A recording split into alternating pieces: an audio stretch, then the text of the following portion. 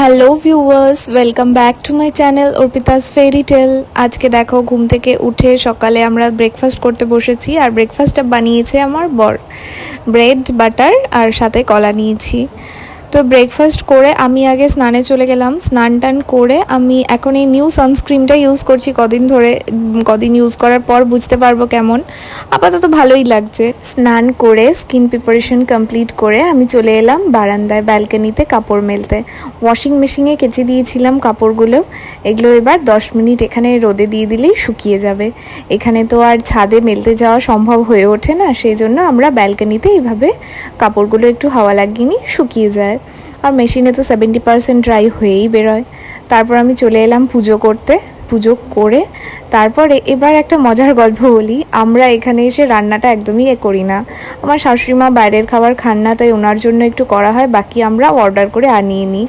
দেখো এখানে অনেক রকমের তরকারি দিয়েছে। এটা চিকেন রয়েছে, ডাল রয়েছে, ফুলকপি আলুর তরকারি, আর এটা আলু পটলের, আর সাথে ভাত, আলু সেদ্ধ, আলু ভাজা, এগুলো। তো এই সব কিছু শুধু একজনের মিল। আমাদের নিচেই ক্যাটারার রয়েছে, সেখান থেকে আমরা আনিয়ে নিই।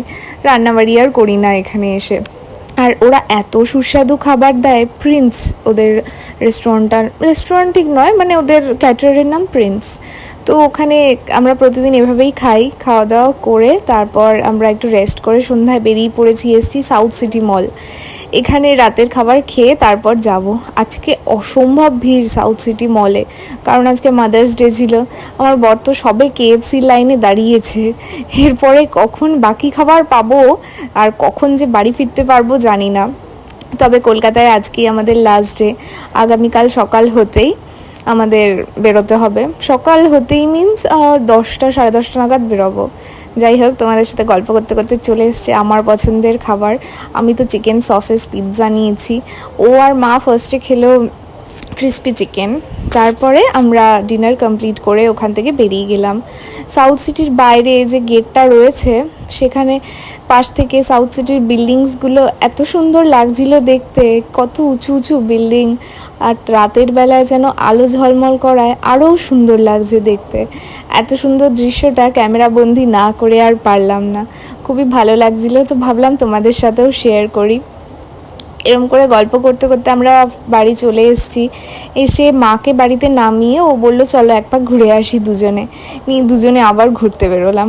ঘুরে বেশ রাত করেই দুজনে বাড়ি ফিরলাম। পরদিন সকালে বেরোতে হবে, তবুও দেরি করে বাড়ি ফিরলাম। ফিরে ডিনার তো করেই এসেছি, চেঞ্জ করে ফ্রেশ হয়ে ঘুম।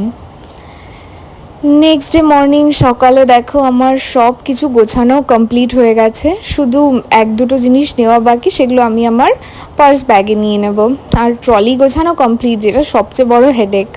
তারপর আমরা ঘরে আর কিছু খাইনি, একটু ব্রেকফাস্ট করে বেরিয়ে পড়েছি। গঙ্গা নদীকে বিদায় জানিয়ে আবার চললাম কলকাতায় ছেড়ে সিউড়িতে, বীরভূমে, যেখানে কর্মসূত্রে আমাদের থাকা। পৈতৃক বাড়ি সবটাই সিউড়িতে, তোমরা তো জানোই সব। চলে গেলাম কলকাতা। তুমি ভালো থেকো। কলকাতায় থাকতে আমার বেশ ভালোই লাগে, খুব ভালোবাসার একটা শহর। কলকাতাকে বিদায় জানিয়ে আমরা বেশ কিছুটা পথ চলে এসেছি। এটা হুগলিতে পড়ছে, হিন্দুস্তান ধাবা। এখানে আমরা সবসময় দাঁড়াই। এইখানে খাওয়া দাওয়া করে তারপর আবার সিউড়িতে বাড়ি ফিরে আসা। দেখা হবে নেক্সট ভিডিওতে।